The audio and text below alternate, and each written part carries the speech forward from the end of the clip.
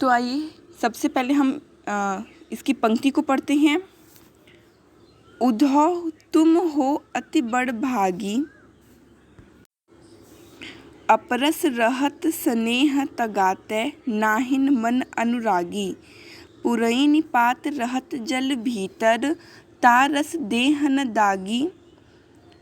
ज्यों जल माह तेल की गागरी, बूंदन ताको लागी। प्रीति नदी में पाव न बोर्यो, दृष्टि न रूप परागी। सूरदास अबला हम भोरी, गुर चाट ज्यों पागी। तो ये आपके पहले पाठ की पहली पंक्ति है, जो कि किसके द्वारा रचित है? सूरदास जी द्वारा रचित है। तो जब हम कभी भी किसी काव्य को पढ़ते हैं, किसी भी कवि की रचना को पढ़ते हैं, तो सबसे पहले हम उसका परिचय देते हैं। जैसे कि जब हम कहीं जाते हैं तो वहाँ पे सबसे पहले हम बताते हैं कि हमारा नाम क्या है, हम कहाँ के रहने वाले हैं, हमारे माता पिता कौन हैं। तो काव्य में भी यही होता है कि जब हम किसी काव्य को पढ़ते हैं तो सबसे पहले हमें उसका परिचय देना होता है। तो वहाँ हम परिचय नहीं बल्कि संदर्भ शब्द का इस्तेमाल करते हैं या संदर्भ शब्द का प्रयोग करते हैं। तो चलिए इसका मैं संदर्भ आपको बताती हूँ। प्रस्तुत पद्यांश हमारी पाठ्य पुस्तक क्षितिज के पद नामक काव्य से लिया गया है, या फिर प्रस्तुत पद्यांश हमारी पाठ्य पुस्तक क्षितिज के पद नामक पाठ से लिया गया है, जिसके रचयिता सूरदास जी हैं।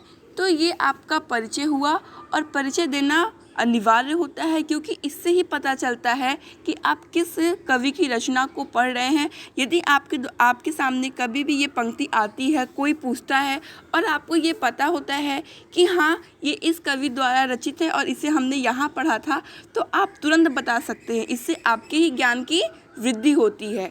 तो संदर्भ देना आपका हमेशा से आवश्यक होता है। तो आप यहाँ पे संदर्भ देंगे कि प्रस्तुत पद्यांश हमारी पाठ्य पुस्तक क्षितिज के पद नामक पाठ से लिया गया है, जिसके रचयिता सूरदास जी हैं। अब संदर्भ के बाद हम प्रसंग को लिखते हैं। तो प्रसंग में क्या होता है कि इसकी जो जितनी भी व्याख्या की जाती है उसका एक सार लिखते हैं। तो इसके प्रसंग में आप यहाँ पे ये लिखेंगे कि गोपियों द्वारा उद्धव को ताने मारने का वर्णन संपूर्ण काव्य में किया गया है, या फिर उपर्युक्त पंक्ति में गोपियों द्वारा उद्धव को ताने या फिर कृष्ण से स्नेह न करने की बात को कहा गया है। तो चलिए सबसे पहले मैं आपको पहली इसकी पंक्ति बताती हूँ। उद्धव तुम हो अति बड़ भागी। जैसा कि मैं पहले बता चुकी हूँ कि उद्धव जो थे वो बहुत ही ज्ञानी थे, और उनके ज्ञान को भंग करने के लिए, मतलब ज्ञानी होना अच्छी बात है, लेकिन ज्ञान का घमंड होना यह मनुष्य के लिए अच्छा नहीं होता है। तो श्री कृष्ण उनके ज्ञान को भंग करने के लिए ही उन्हें गोपियों के पास भेजते हैं।